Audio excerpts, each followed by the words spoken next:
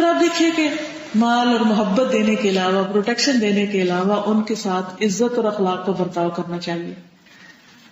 قرآن مجید میں آتا ہے وَقُولُوا لَهُمْ قَوْلًا مَعْرُوفًا، ان یتیموں سے اچھی طرح بات کرو، یعنی ان کے ساتھ معاملہ اچھا کرو.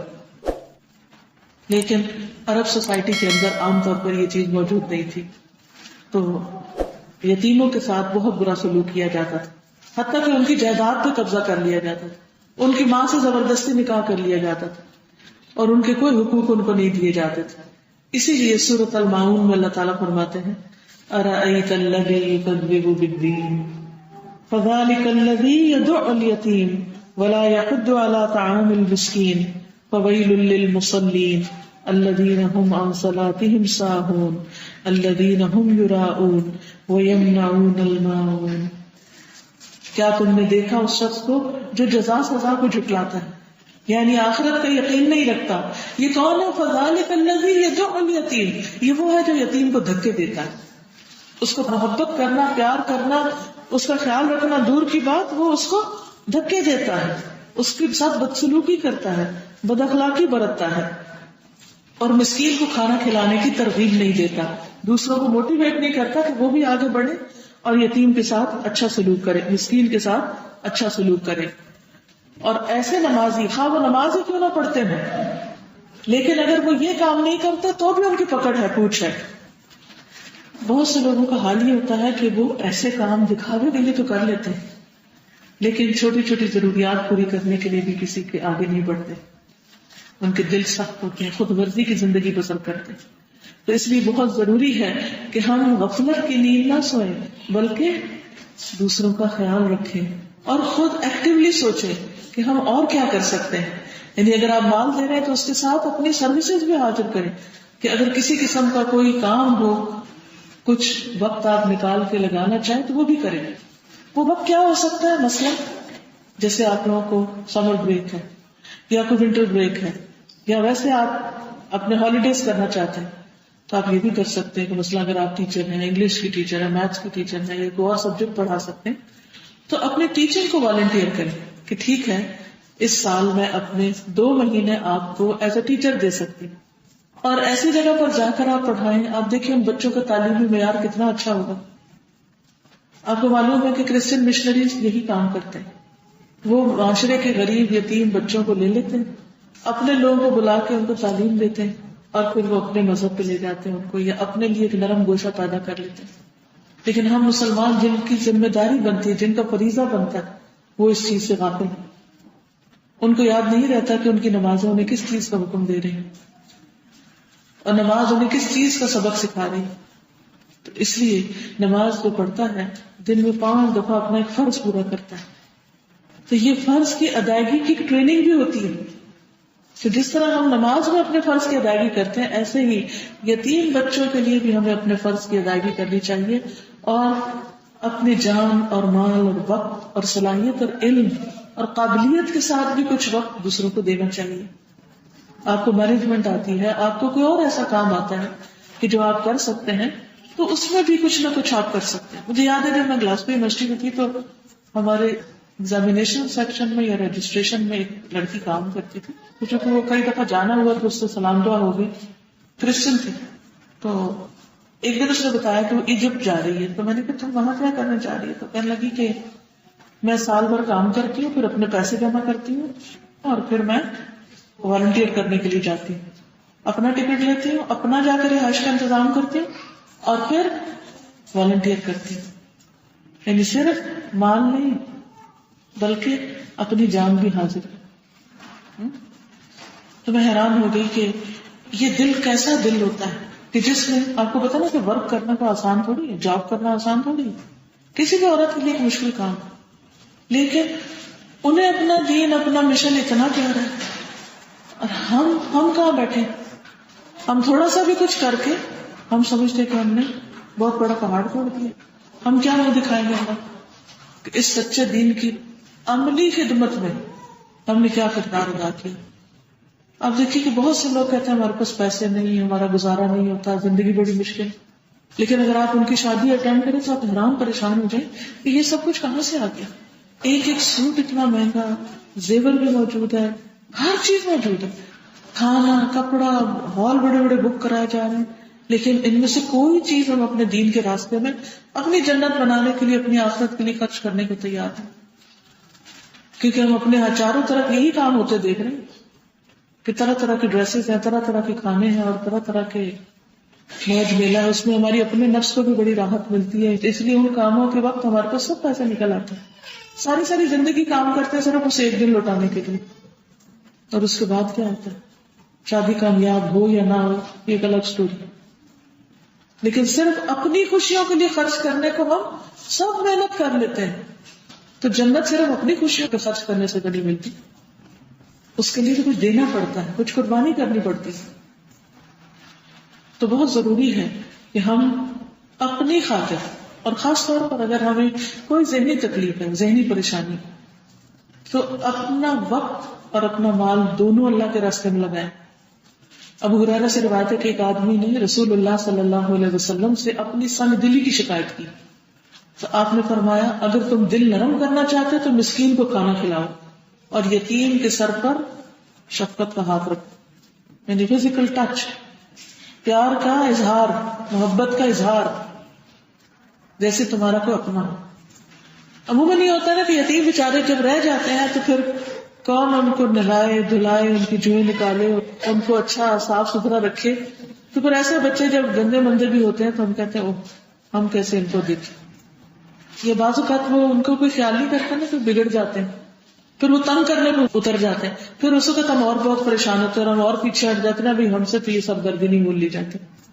نہیں، ایسا نہیں کرنا، اور پھر یہ یاد رکھیں کہ یہ سب کچھ جو بھی آپ کریں گے اللہ کی رضا کی خاطر، کیونکہ سورۃ الدہر میں اللہ سبحانہ و تعالیٰ ان کاموں کا جہاں بدلہ بتاتے ہیں وہاں ان سب چیزوں کو اللہ کی خاطر کرنے کا بھی سبق دیتے ہیں۔ اس میں آپ دیکھیں کہ سورۃ الانسان جو ہے سے بہت خوبصورت آیتیں ہیں، اگر آپ ان کو سنیں گے، کہ مجھے ہمیشہ ان آیتوں کو سننا بڑا اچھا لگتا ہے، بہت دل پر جا کر اترتی ہیں۔ ابرار نیک لوگوں کے لیے اللہ نے کیسے کیسے انعامات تیار کیے ہیں، اور پھر وہ کرتے کیا ہے۔ ان الابرار، بے شک نیک لوگ ایسے جام پیئیں گے جس میں کافور ملا ہو، بہترین ڈرنک، وہ ایک چشمہ ہے جس سے اللہ کے بندے پیئیں گے، وہ اسے بہا کر لے جائیں گے، اپنی طرف جہاں چاہیں گے لے جائیں گے، خوب بہا کر لے جائیں، کوئی روک ٹوک نہیں ہوگی۔ یہ کون ہے جو اپنی نظر پوری کرتے ہیں اور اس دن سے ڈرتے ہیں جس کی مصیبت بہت زیادہ پھیلی ہوئی ہے، ہر طرف تکلیف ہی تکلیف کا منظر ہوگا۔ اس دن سے ڈر کے وہ آج دنیا میں خرچ کرتے ہیں، کس پر؟ وہ کھانا کھلاتے ہیں اس کی محبت میں، اللہ کی محبت میں، مسکین اور یتیم اور قیدی کو وہ کھانا کھلانے والے ہیں، اور کہتے ہیں ہم تو صرف اللہ کے چہرے کی خاطر تمہیں کھلا رہے ہیں، ہم اس کے بدلے میں صرف اللہ کا دیدار چاہتے ہیں، نہ تم سے کوئی بدلہ چاہتے ہیں، نہ شکریہ چاہتے ہیں، تھینک یو بھی نہیں چاہتے۔ یقیناً ہم اپنے رب سے اس دن سے ڈرتے ہیں جو بہت منہ بنانے والا، سخت تیوری چڑھانے والا دن ہے، یعنی بڑا سخت دن ہے۔ یعنی آپ نے دیکھو کہ جب سخت دھوپ اور گرمی اور تکلیف اور تھکاوٹ ہو تو ہر شخص کا منہ بن جاتا ہے، تو وہ دن بھی ایسا ہی ہوگا کہ جو سب کو تھکا دے گا، بس اللہ انہیں اس دن کی مصیبت سے بچا لے گا۔ یہ لوگ جو آج یہ کام کرتے ہیں اس دن تر و تازہ ہوں گے ان کے چہرے، ان کو کوئی تھکاوٹ نہیں ہوگی، ان کو کوئی غم نہیں ہوگا، اور انہیں انوکھی تازگی اور خوشی عطا فرمائے گا۔ اللہ سبحانہ وتعالیٰ ہمیں ان لوگوں میں شامل کر دے۔ لیکن بہنوں، اس دن کی خوشی کے لیے آج کی خوشیاں قربان کرنی پڑیں گی، آج کی لذتیں اور خواہشیں قربان کرنی پڑیں گی، کیونکہ نیکی کا کام اتنی آسانی سے نہیں ہوتا۔ لیکن افسوس یہ کہ آج مسلمانوں کی ساری توجہ صرف اپنی عیش و عشرت کی طرف، صرف اپنے آرام اور اپنی خوشیاں اور اپنے بچے اور اپنا گھر اور ان کی شادیاں اور ان کی شادیوں پہ بڑے بڑے فنکشن، اور یتیم بھولے ہوئے، مسکین بھولے ہوئے، قیدی بھولے ہوئے، بیمار بھولے ہوئے، ضرورت مند فراموش کیے ہوئے کہ کون کس حال میں جی رہا ہے، کس کے اوپر زندگی کتنی تنگ ہے۔ ہم کھا پی لیتے ہیں تو ہم سمجھتے سے بھی تو کھانا مل گیا ہوگا، اور اپنے لیے کتنی کتنی چوائسز، کہ ہر کوئی یہ گلا کرتا ہے ملتا ہے کہ یہ سمجھ نہیں آتا آج کیا پکائے، یعنی گویا اتنا کچھ ہے پکانے کو کہ چوائس ہی مشکل ہے۔ اور کبھی ایک چیز اور کبھی دوسری چیز، کبھی زبان کی لذت کے لیے، کبھی مزے کے لیے، کبھی کسی طرح کبھی کسی طرح. یعنی بعض لوگوں کو بس اتنا ہوتا کہ انہیں یہ سمجھ نہیں آتی خرچ کہاں کریں، کیونکہ انہیں خرچ کرنے کے لیے ان کو ڈائریکشن ہی نہیں ملتی، انہیں پتہ ہی نہیں کہ آخرت کیسے کمانی. تو ہم غفلت میں ایسے ہی سوئے رہیں گے، ایسی دنیا سے چلے جائیں گے اور اپنی آخرت کے لیے کچھ بھی نہیں کمائیں گے. اب ہمارے پاس چاہتے یا تو صرف اس دنیا کی عیش و عشرت کے لیے ہم بھاگتے دوڑتے رہیں، یا پھر اپنی آخرت کے لیے کچھ کریں. اور پھر بعض اوقات ہم کچھ دینا بھی چاہتے ہیں تو وہ دے دیتے ہیں جو خود نہیں کھانا ہوتا، جو خود اپنے کام کا نہیں، بیکار، جو اپنے لیے پسند نہ کرے. تو رسول اللہ صلی اللہ علیہ وسلم نے فرمایا جو چیز تم خود نہیں کھاتے مسکینوں کو بھی نہ کھلاؤ. یہ مت کرو کہ جو تمہیں پسند نہیں وہ دوسروں کو دے دو. پھر اسی طرح آپ دیکھیں کہ ساتھ بٹھا کر بھی کھلانا چاہیے، صرف یہ نہیں کہ دے دے بلکہ کبھی کمپنی بھی دے. پھر یہ کہ ان کے حال بھولیے کا بھی خیال رکھے. صرف کھانا ہی کھلا دینا کافی نہیں، ان کو نہلانا دھلانا، ان کی حجامت کرنا، ان کے باقی سب کام. کیونکہ نبی صلی اللہ علیہ وسلم جب حضرت جعفر کی شہادت ہوئی اور ان کے گھر والوں کو بہت غم تھا تو آپ نے فرمایا آل جعفر کو 3 دن تک کچھ نہ کہا جائے اور پھر ان کے لیے کھانا بھیجا جائے. وہیں سے یہ رسم شروع ہوئی تھی کہ جن کے گھر میں کوئی فوتگی ہو جائے وہاں کھانا بھیجا جائے. اور پھر آپ ان کے گھر آئے اور فرمایا آج کے بعد میرے بھائی پہ مت رونا. اور بھائی کے بیٹوں کو اپنے پاس بلایا، حالانکہ یہ چچا تھے، کزن کے بیٹے تھے. لیکن ہم اپنے کزن کے بچوں کے ساتھ کیا کرتے ہیں، ہمیں شرنام بھی نہ ہوتے ہیں. اللہ اکبر. اور تو جہالت یہ ہے. اللہ تعالیٰ ہم سب کو معاف کر دے. تو یہ ان کے کزن کے بچے تھے جن کو اپنے بھائی کے بچے کہہ رہے ہیں. اور وہ کہتے ہیں کہ آپ نے ہمیں بلایا اور ہمارے سر کے بال ایسے تھے جیسے ہم اتنے چھوٹے چھوٹے جیسے پرندوں کے چھوٹے بچے ہوں، اور ان کے بال تھوڑے بکھرے بکھرے ہوتے ہیں نا. جب پرندہ بڑا ہو جاتا ہے تو اس کے بعد پر جو ہوتے سیٹ ہو جاتے ہیں، لیکن اگر آپ نیو بورن کو دیکھیں نا تو کس طرح وہ اڑے اڑے سے بال. تو کہا کہ اسی طرح ہمارے بال تھے. پھر فرمایا حجام کو بلاؤ. تو جب وہ ہمارے پاس آئے تو اس کو کہا کہ ان کے سر بناؤ، حجامت کرو، یعنی ان کا حال حلیہ بھی درست کرو. اس کے برعکس جو لوگ یتیموں کا مال کھا لیتے ہیں ان کے پیٹوں میں آگ کی بشارت دی گئی. قرآن مجید میں آتا ہے ان الذین یأکلون اموال الیتامی ظلما انما یأکلون فی بطونہم نارا وسیصلون سعیرا. بے شک جو لوگ یتیموں کے مال ظلم سے کھاتے ہیں وہ اپنے پیٹوں میں آگ کے سوا کچھ نہیں بھرتے اور وہ عنقریب بھڑکتی آگ میں داخل ہوں گے. اس لیے اس کا بھی بہت خیال کرنا چاہیے کہ یتیم کے نام پر اگر کوئی مال اکٹھا ہوا ہے یا یتیم کا مال ہمارے پاس ہے تو اس کو بہت احتیاط سے خرچ کریں. پھر اسی طرح آپ نے فرمایا کہ جو رحم نہیں کرتا اس پر رحم نہیں کیا جاتا. جنرل اسٹیٹمنٹ ہے لیکن خاص طور پر یتیم کی. پھر اسی طرح یہ ہے کہ ان کی دینی تعلیم کی فکر کرنا بھی بہت ضروری ہے. کھلانا پلانا، صاف ستھرا کرنا، نہلانا دلانا، کپڑا پہنانا، جوتی وغیرہ لے کر دینا. اس کے ساتھ ساتھ اسکول کی کتابیں کاپیاں، یعنی جیسے کسی بھی ایک بچے کی ضروریات ہوتی ہیں. پلس یہ کہ ان کے لیے دین کی تعلیم اور تربیت یہ بھی نہایت ضروری ہے. پھر اس میں آپ دیکھیے کہ اگر خود نہیں بھی کر سکتے تو کسی کو مقرر کیا جا سکتا ہے، اس کی تنخواہ کا بندوبست کیا جا سکتا ہے. کیونکہ بہت دفعہ ایسا ہوتا ہے کہ ہمیں خود وقت نہیں ہوتا، تو ایسی صورت میں ہم دوسروں کو کہہ سکتے ہیں. حضرت زینب جو تھی وہ عبداللہ بن مسعود کی بیوی تھی. کہتی ہے کہ میں مسجد نبوی میں تھی تو رسول اللہ صلی اللہ علیہ وسلم کو دیکھا کہ آپ فرما رہے تھے کہ صدقہ کرو، خواہ اپنے زیور ہی میں سے دو. اور زینب اپنا صدقہ اپنے شوہر عبداللہ بن مسعود اور یتیم بچوں کو جو ان کی پرورش میں تھے ان پہ خرچ کرتی تھی. اس لیے انہوں نے اپنے شوہر عبداللہ سے کہا کہ کیا یہ صدقہ میرے لیے کافی ہوگا کہ جو میں اپنے گھر والوں کو ہی دے دیتی. عبداللہ بن مسعود نے کہا کہ جاؤ تو حضور صلی اللہ علیہ وسلم سے خود پوچھ لیں. وہ کہتے ہیں میں رسول اللہ صلی اللہ علیہ وسلم کی خدمت میں حاضر ہوئی تو آپ نے فرمایا ہاں اور یقیناً دگنا ثواب ملے گا. یعنی اگر اپنے رشتے دار ہیں تو ایک قرابت کا اور ایک صلہ رحمی کا. نافع کہتے ہیں کہ ابن عمر رضی اللہ تعالیٰ عنہ کو کوئی وصی بناتا تو وہ کبھی انکار نہ کرتے، یعنی یتیم کے مال کے لیے وصیت کرنے والا.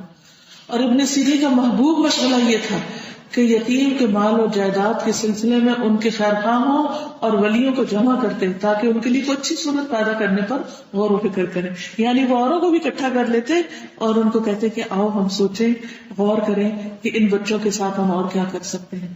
پھر اسی طرح یہ ہے کہ اگر بچیاں ہوں تو ان کا نکاح کرنا، ان کی شادی کا بندوبست کرنا، اور ان کے ساتھ ایسے ہی پیش آنا جیسے جو بچوں کی شادی ہوئی ہے، یا شادی کے بعد کے جو معاملات ہوتے ہیں بعض اوقات وہ بگڑ جاتے ہیں، یا ان میں بچوں کو ہیلپ چاہیے ہوتی ہے، تو اس کے لیے بھی ان ساری چیزوں کا خیال رکھنا مسلمان معاشرے کی ذمہ داری ہے.